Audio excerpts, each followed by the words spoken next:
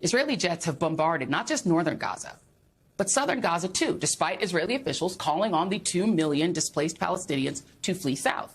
And given these bombings are being done using our tax dollars, perhaps we should ask some questions. For example, how does bombing a densely populated land strip filled 50% with children constitute self-defense? How does bombing hospitals, churches, mosques, and UN schools constitute self-defense? Well, you say if Hamas fighters are hiding in the hospital using the civilians as human shields, okay, let's say they are. Are you arguing that flattening the hospital and killing newborns in their incubators and their moms in the NICU, cancer patients, someone with a broken leg, the doctors, nurses, and just the women and kids hiding in the hospital, that's not a war crime?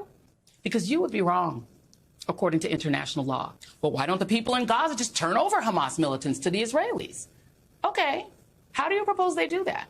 If you were a teenager living in an open-air prison, getting bombed day and night by, let's say, Mexico, and Mexican police kicked in the door and raided your house anytime they wanted and turned off the water and cut off your food, what are you going to do? Side with them? Help them while you're dying? That's like asking why black folks don't help or trust the police.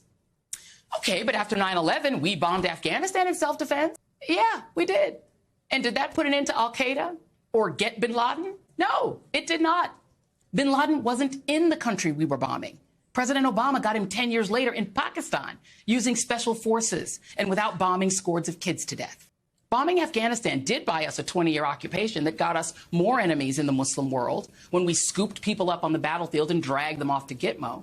And when we threw in a gratuitous war against Iraq based on lies by a Bush administration that traded on our anger and our fear, the world rose up against us as we committed torture. So again, what is the goal of mass bombing Gaza? Is it to find the people Hamas militants abducted on October 7? Okay. How? By flattening whatever shelter they're taking from the bombs? Don't you risk killing them all by bombing them with the Palestinians? Just some relevant questions. And trust me, people do want answers.